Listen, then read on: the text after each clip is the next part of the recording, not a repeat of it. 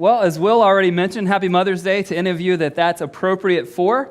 But I do want to say this. On a day like Mother's Day, I really believe in a community like this that we probably possess the full range of emotions, the full spectrum when it comes to thinking about the idea of a mom or mothers. It's unique to yours or the mothers that you are associated with. Obviously, if you are a mom, that brings up some emotions depending on what kind of day it is, right? For all of you moms. But I really want to speak to this. I want to let you know wherever you're at in this, whether it's like, man, when you think about your mom, it's such a warm feeling, like you had a great childhood, your mom was a huge part of that. Hopefully, if she's alive, you still have a great relationship with her, and I hope the emotion that's oozing from your heart, if that's true for you, is really gratitude to God and to your mom.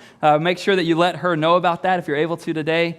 But not everyone has a ton of gratitude when they think about some things in their childhood, specifically related to their mom, and so if that's you, there may be some pain there on a day like Mother's Day.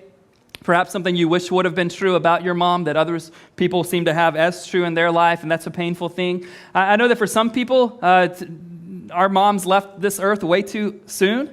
I know some people are in that boat. I know there are some of you in this room, this is your very first Mother's Day since your mom has passed away, and I just want you to know we're in this with you, regardless of that situation. I know Mother's Day can be a painful time for those who long to be moms, and for whatever reason, God hasn't answered that prayer request yet, and I want you to know we're with you in that. Some of you, you're pregnant for the first time on a Mother's Day, and your husband's wondering right now, should he get you a Mother's Day gift since you're pregnant? To which all of us guys who have some experiences would tell him, absolutely, yes. Absolutely yes. Anytime you can, if there's ever a gift question about the lady in your life, gentlemen, just free advice here, not part of the message. Just the answer is yes, okay? If you make her mad, should you get her a gift? Yes, all right. Is there a random reason to get her a gift on a Thursday afternoon? Yes, all right. And I'm taking it for granted that you have the birthday and Christmas and Valentine's and all of those things down. And then I know some of you, you've actually brought a little human into the world since the last Mother's Day, and this is your very first Mother's Day as a mom. So wherever you're at on that full spectrum of emotions related to the idea of a mom and to mothers, I know for me, even last night, really thinking, I think I had the full spectrum of emotions myself, just in my own little heart last night as I really was overwhelmed with emotion thinking about, I saw a picture of my mom last night on Facebook that I hadn't seen in a long time at least. And it's so weird. It seems so close and yet so distant to me. And it was just surprising. I'm not a crier. I just bawled like a baby. And at the same time, such a deep appreciation for the woman in my life that God has blessed to be the mother of our children. And so, I know in this community, because I think all of them happen in my heart, I know in this community we all kind of have this big, wide sense of emotional reaction to the idea of moms in our lives. And what I do want you to know, no matter where you're at in that, is that I value you just as a person. I value all of you, ladies, girls, however you want to classify yourselves. I want you to know that Epic Church values you, and especially Jesus himself values you more immensely than you can imagine. He loves you. He's given his own life up for you, and he created you with a unique DNA. And us men in the room want to let you know how valuable you are to us as well. And so the guys in the room are going to stay seated, but if you're a girl, lady, woman, however you classify yourself, all the girls and ladies, I'd just love for you to stand so us men can tell you how much we appreciate you. That's all the ladies. I mean, come on. I see there are ladies sitting down. This is not a Mother's Day deal. This is just, You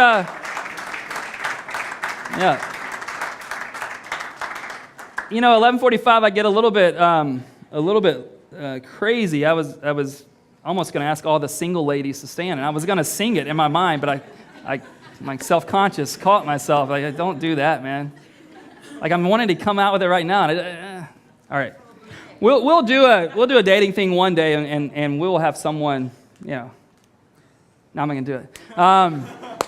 Hey, the message today is crucial for moms because of the unique role you have, but it's crucial for every one of us because we're alive, because we live in 2014, and really specifically because we live in San Francisco.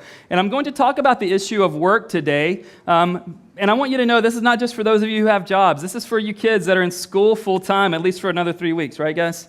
3 weeks, and it is coming. For those of you that are in elementary school, and we have middle school represented in this room, and high school, and we have college students in this room, and for those of you that work full-time jobs or part-time jobs, or you work in the home, and that's a full-time job, and whatever it is. So whether you're in a volunteer situation or you're employed, whatever the case may be, all of us have this thing going on in our lives, and I'm going to speak to that today. So let's go ahead. For those of you that are wondering if the Moses series is ever going to end, not yet, but we're going to get there. Now, some of you will be excited about that. Some of you will miss Moses when we're done, but June 1st, we'll complete the Moses One Life series, and we'll start a series called Follow Me on June. So June 1st, we complete Moses. June 8th, we'll start the Follow Me series as we look at the Gospels, what it means to follow Jesus. So if you have a Bible, Exodus chapter 31, if you need a Bible, just lift a hand and they'll get one to you. And we'll let you know. I'll let you know what page number we're on, and we'll go from there. Exodus is the second book in the Bible, chapter 31, verse 12. For those of you who have the Bibles that are being passed out, we may need some more over this way. This is always a good thing to have more needs for more Bibles to be passed out. Page 47 for those that are receiving these Bibles that are being handed out. And I don't think I've ever said this in 3 years of teaching here at Epic, but this really is a note-taking kind of message. And I can say that without having pride about it. The takeaways for you are actually going to come from another pastor, not me, okay, that's taught me some things about what we're talking about today. So let's stand. Exodus 31, 12 through 17. And let's learn some things together. I really think things that could be crucial for our own well-being as well as our community here at Epic. Here's what it says. And the Lord said to Moses, "You are to speak to the people of Israel and say, 'Above all, you shall keep my Sabbaths, for this is a sign between me and you throughout your generations, that you may know that I, the Lord, sanctify you. You shall keep the Sabbath because it is holy for you. Everyone who profanes it shall be put to death. Whoever does any work on it, that soul shall be cut off from among his people. 6 days shall work be done, but the seventh day is a Sabbath of solemn rest, holy to the Lord. Whoever does any work on the Sabbath day shall be put to death. Therefore, the people of Israel shall keep the Sabbath, observing the Sabbath throughout their generations as a covenant forever. It is a sign forever between me and the people of Israel that in 6 days the Lord made heaven and earth, and on the seventh day he rested and was refreshed." You can have a seat. Lots to learn. I hope that you're honing in on the topic and you're deciding you're really going to lean in and engage this morning, or you don't want to hear anything about the Sabbath and you're already distracting yourself. So it is no accident that this passage on Sabbath keeping occurs exactly where it does. At first glance or at first sound, we might think that this is one of those biblical texts that's outdated, right? That thousands of years ago when God gave this serious word about keeping the Sabbath, of course they couldn't work. They didn't have electricity, right? They didn't have the technology that we do. They were probably lazier than we are. And so there's no way that we can really implement this in this day and age, in 2014, especially in this city. Ben, do you know what boss I have? Do you know what company I work for? Well, here's what I want to say.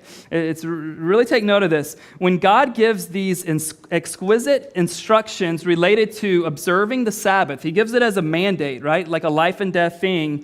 He does so in the midst of a lot of instruction regarding work. Fascinating to me. I hear isolated talks on the Sabbath, or I read something isolated in the scriptures on the Sabbath, and I think, oh, that's important. But what's interesting here is that in Exodus chapters 25 through 40, not going to read all 16 chapters today, but in Exodus chapters 25 through 40, you know what the whole thing's about? How Moses and the Israelites are to work in building the tabernacle. 16 chapters dedicated to how they should work on the tabernacle. And here's a couple of verses out of 25, verses 8 and 9. You'll see it on the screen here. A couple of verses from God to Moses. He says, "And let them make me a sanctuary that I may dwell in their midst, exactly as I show you concerning the pattern of the tabernacle and of all its furniture, you shall make it. So God uses what we would now see in our Bibles as 16 chapters to tell them how they should do their work. And then he interrupts all of this about beforehand and after about work. He interrupts it by talking about this piece on keeping the Sabbath.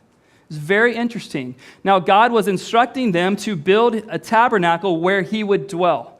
As New Testament Christians, we know, and we're so grateful that as followers of Jesus, God's Holy Spirit resides in us. Pretty cool thing.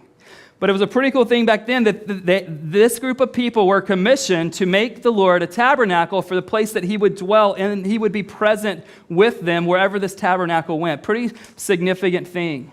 And so right in the middle of all of these instructions about work, we see this piece on Sabbath keeping. Now, what's interesting that you can note if you were to look at these 16 chapters is that God cares deeply about work. God also, that what the tabernacle shows us, is God cares deeply about excellence. Pet peeve for a moment. I can't stand when an artist or a musician or someone in the entertainment industry does like a status quo kind of job with a song or a piece or a movie, and Christian culture excuses it because it was Christian. Anybody else? Like, oh, it's okay, Ben, it's okay that the music's terrible. Listen to the lyrics. I can't, you know? Or like, oh, Ben, it's okay that the movie wasn't like the best ever because I heard they were Christians. Oh, well, great. Let's give God like an adequate, average kind of name, right? Anyway, I'm off that. I just think that as Christians, if we're going to create and work and produce, it needs to be God-honoring. And something that is terrible is not. Anyway, I'm going to try to set that aside. In the midst of this big thing on work, God begins to speak about Sabbath keeping. Now, he cares deeply about work. He cares deeply about excellence. He has insanely intricate details that he's prescribing for how the tabernacle should be built. Here's what God is saying, things like use this particular kind of wood, use gold for this, but not for that. The curtain should be made out of this kind of wool. Make sure that you make garments for the priests to wear so that they can kind of be involved in this process. Right before this part on keeping the Sabbath, you know what God does? It's really cool for all of you art people out there. God says to Moses, I have given two individuals this amazing artistic ability to design things for the tabernacle. That God puts skill, he puts artistry, he puts gifts into all of our hearts, and he puts even into their hands. They didn't have AutoCAD or Illustrator, and they still made great art. Not saying you shouldn't use those things, but God gives them this skill, and so he cares so much about work, and yet in the middle of that, he says, by the way, I need you to rest. By the way, I need you to go after it 6 days and work on, and don't do any work on the seventh day. Now, God cares deeply about work, and he has from the very beginning. If you want to know where work began, it began really early on. Shortly after God created Adam, you know what he had him do? For all of you who loathe your work, this is where it all began. I'll show you on the screen, Genesis 2:15. It says that the Lord put the man in the garden to work it and keep it. So all of you who hate work, you hate your job, this is where it all began. God commissioning Adam, I want you to work. I want you to work in this garden, and this is where it began. So God created work. God cares deeply about our work. So why this big piece on Sabbath keeping in the middle of what is a massive project? Hear me on this. Don't miss it. Here's why this piece about Sabbath keeping. Because while God cares deeply about our work, he cares even deeper for us. Let me say that again. He cares deeply about our work, but he cares even deeper for us. He cares deeply about our souls, about our well-being. He's letting Moses and the rest of them know that you are more important than what you produce. Who you are is more important than what you do. Now, don't dismiss the do part, okay? He cares deeply about how we produce. God created us to work. God, even if you take the 6-1 ratio, God created us to work the majority of the time. And that's not just vocational work, so we're all clear. That can be housework, that can be yard work, that can be homework, that can a lot of working in the church, whatever. So we know that he wants us to work, but while he wants us to work and produce, he cares more deeply about who we are in relation to him. So he says to Moses, the reason you need to keep the Sabbath is because this is how I sanctify you. This is a sign of my covenant with you. The Sabbath was to be this great reminder that Moses and the Israelites weren't keeping the world spinning. Practicing the Sabbath in our lives is to be a great reminder that you and I don't keep the world spinning either. I know it's hard for you to understand that or to admit that. But we actually don't keep this thing in orbit. We don't keep it going. In verse 12, he says to Moses, above all you shall keep my Sabbaths. Or actually in 13, above all you shall keep my Sabbaths. You would think with all of these instructions on building the tabernacle, you would think God would say, above all, make sure it has a great foundation. Above all, make sure that you don't get the curtains an inch too short. Above all, make sure it's all well laid out. But God says, above all, I want you to make sure that you observe the Sabbath rest. Let me ask you this question. Does your identity ultimately come from your work, what you can produce or accomplish? Don't dismiss this question yet. Does your identity ultimately come from your work, what you can produce or accomplish? Here's why this is a crucial question. Every one of us in this room and the other billions of people on planet Earth, this is true for. We all ultimately worship whatever or whomever we receive our identity from, okay? And if you think there's no way possible, Ben, that I get my identity from my work, let me ask this question. Then why can't you ever set it down? Why can't I ever walk away from it? Why can't I have a day off without thinking about Epic Church every single minute of that day off? Why can't you? It's because if we're not careful, and we continue to listen to culture expectations, and we continue, to be honest, to lie to ourselves about what matters most, many of us, our identity, whether you're a student, whether you are a stay-at-home mom or dad, whether you are anywhere in the organization that you work for, whether you're starting up a company and you're the only employee, every one of us, if we aren't careful, can derive our entire identity by what we're able to produce. And on good days, that will look good for us, and on bad days, it will be completely, it will lead to desperation. And so, are we known by what we actually produce? Here's the thing. You are not keeping the world spinning.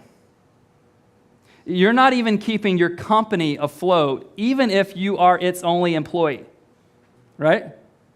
Moms and dads, you aren't ultimately keeping your family going well.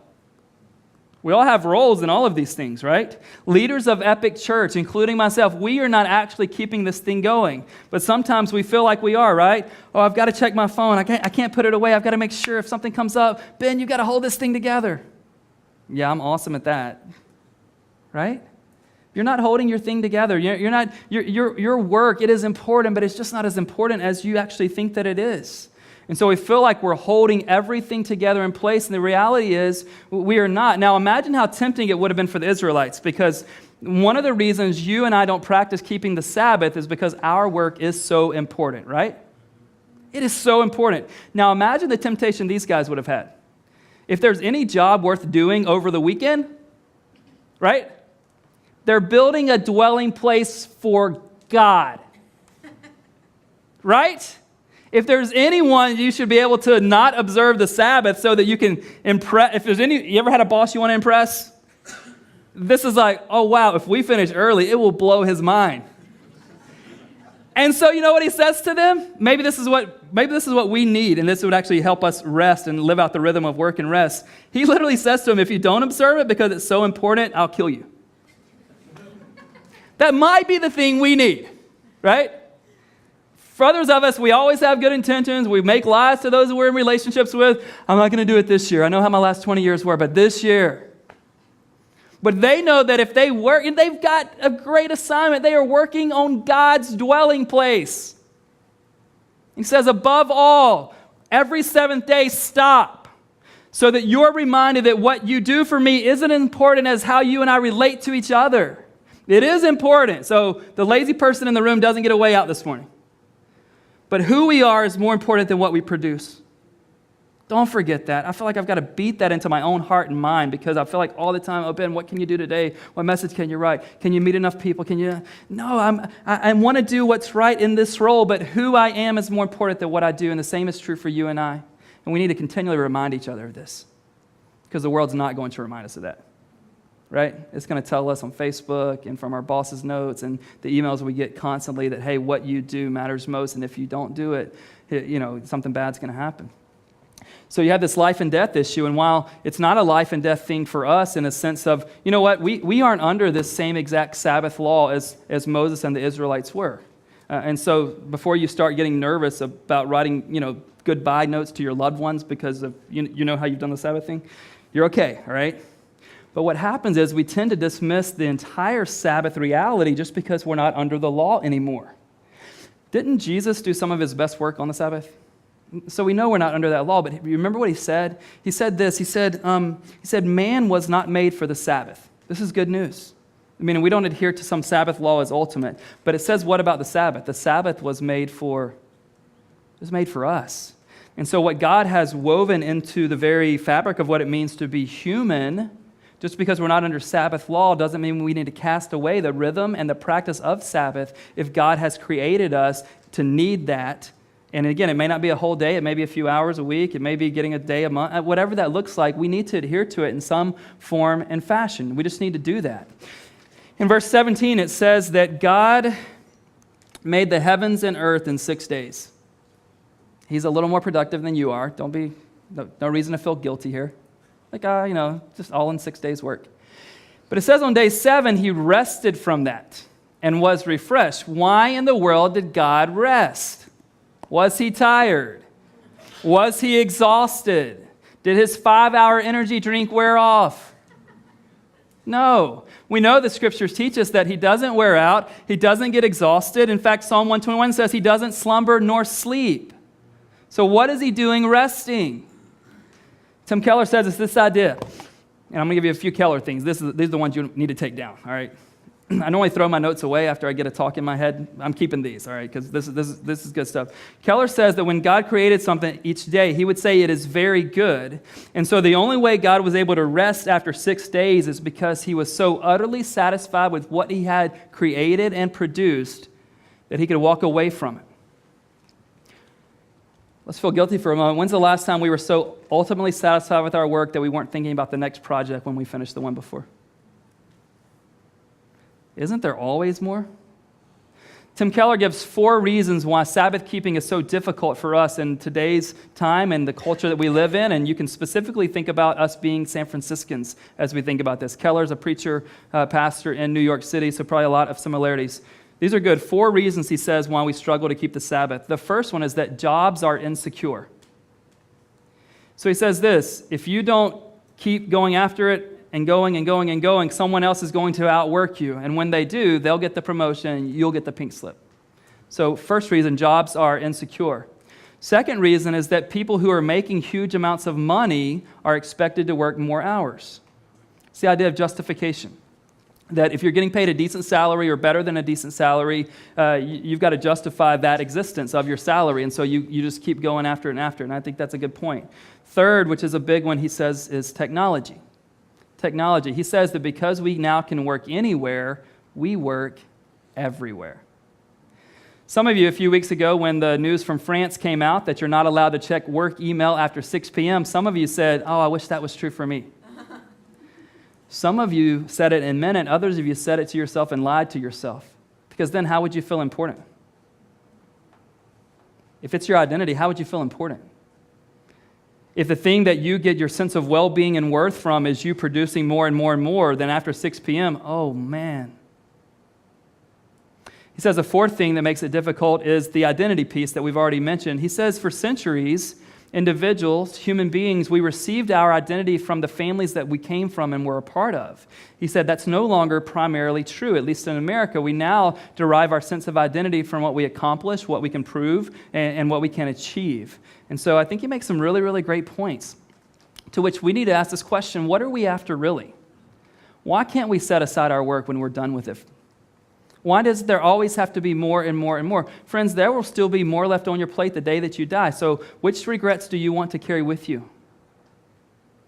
Why can't we set it down? What are we after really? Another way to ask this is, who are we trying to prove ourselves to really? Who are we trying to prove ourselves to really?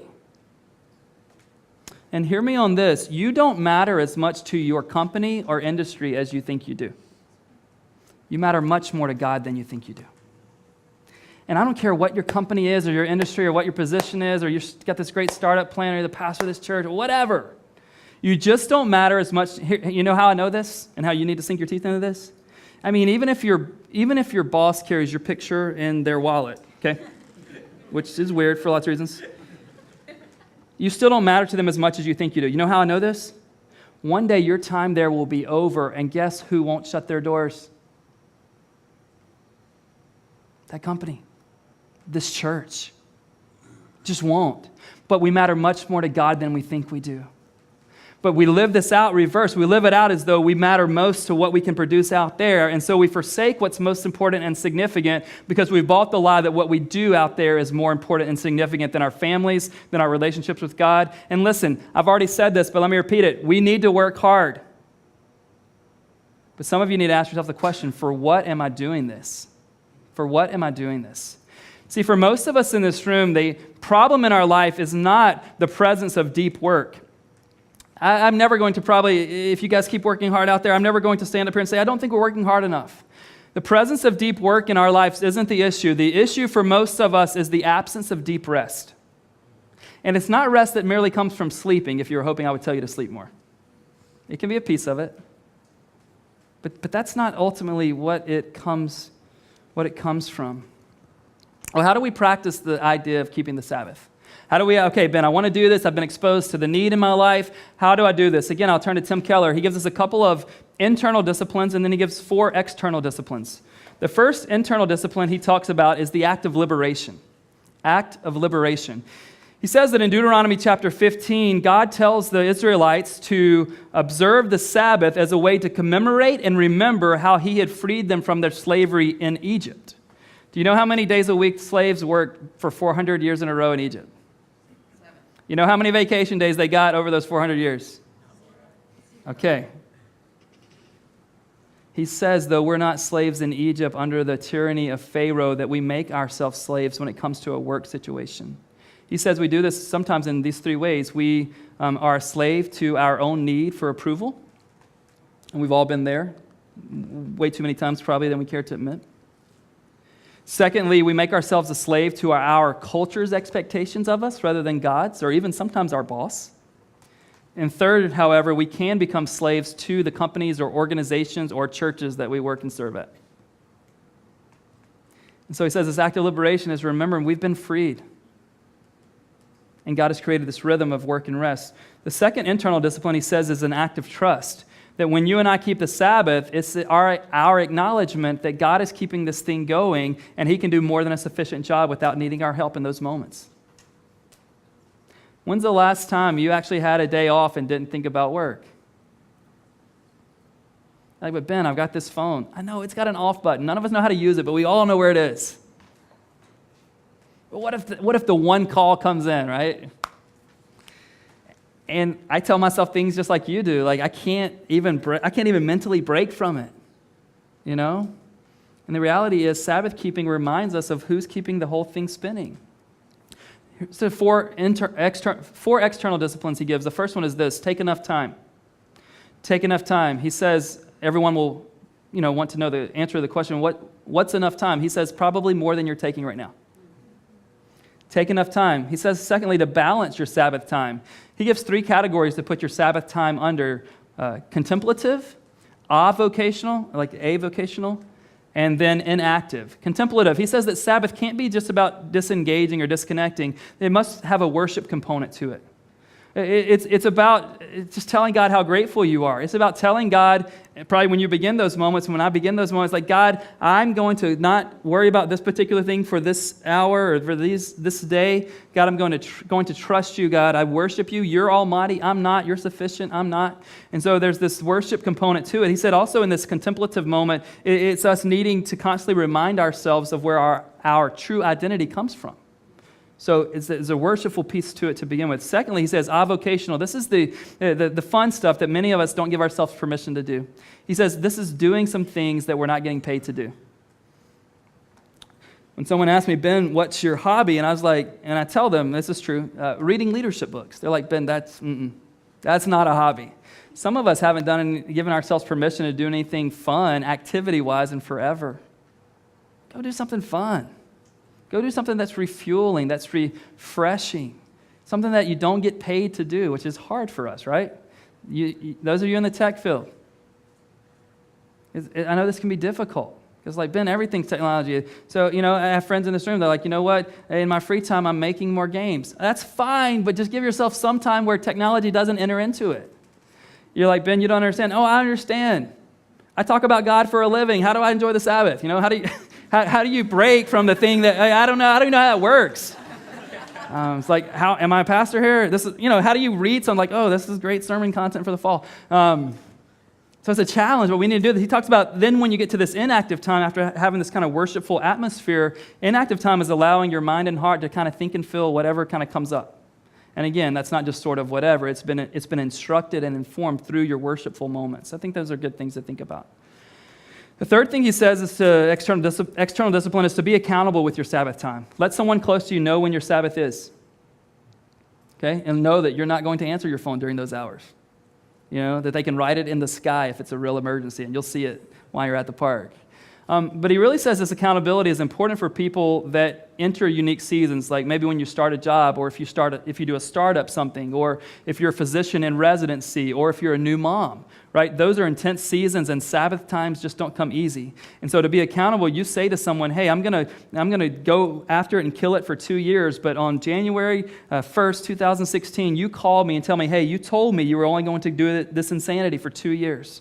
Okay? Be accountable to someone. Let them know what's going on. And then he says, fourth external discipline is to inject Sabbath time into your work.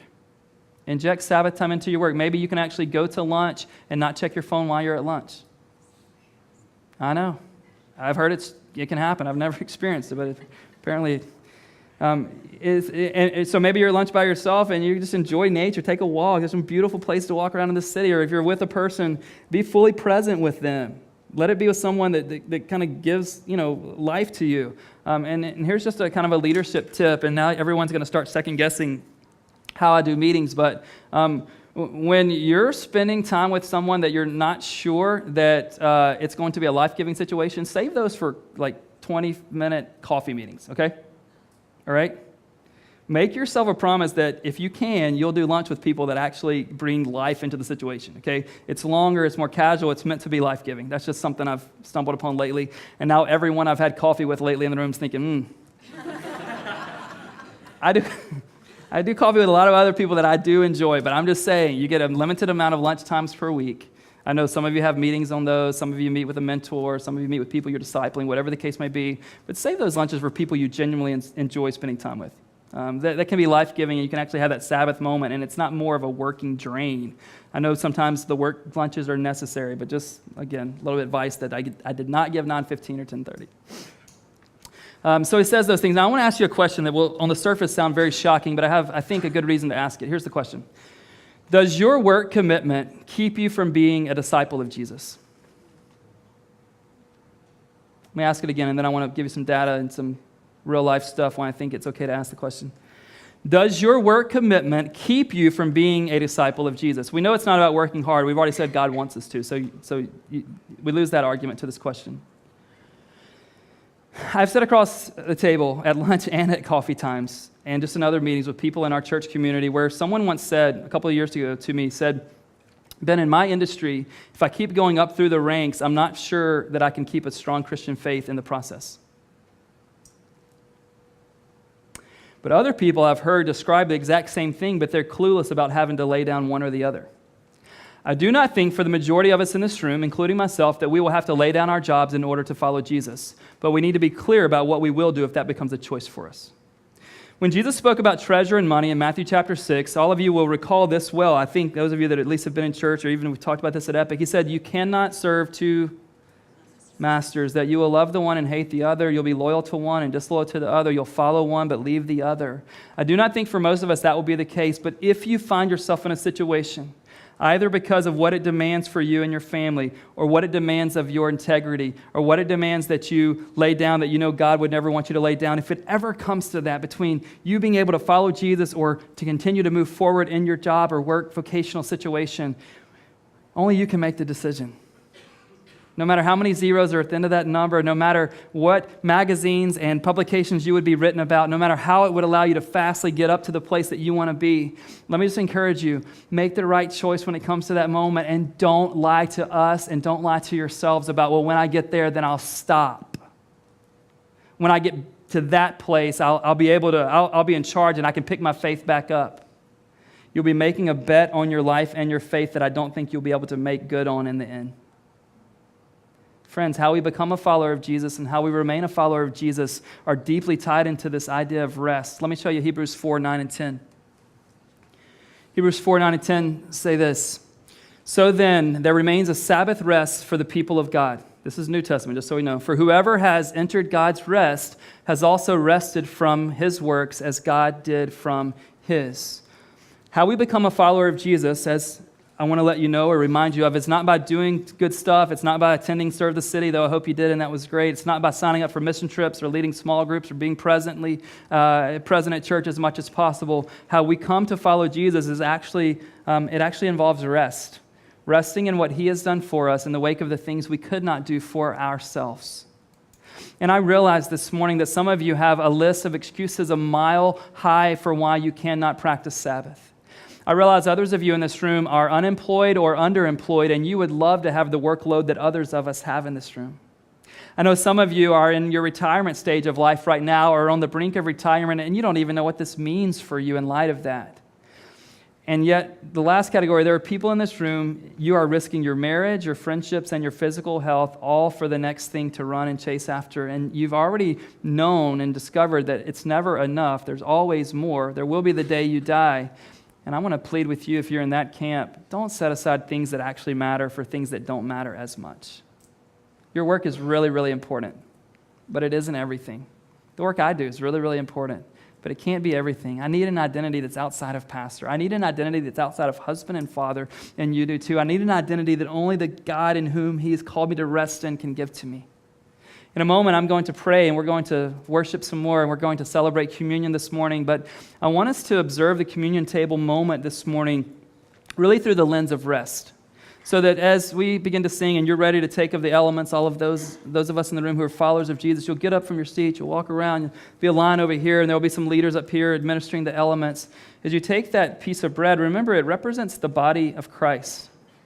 His body that was broken for you.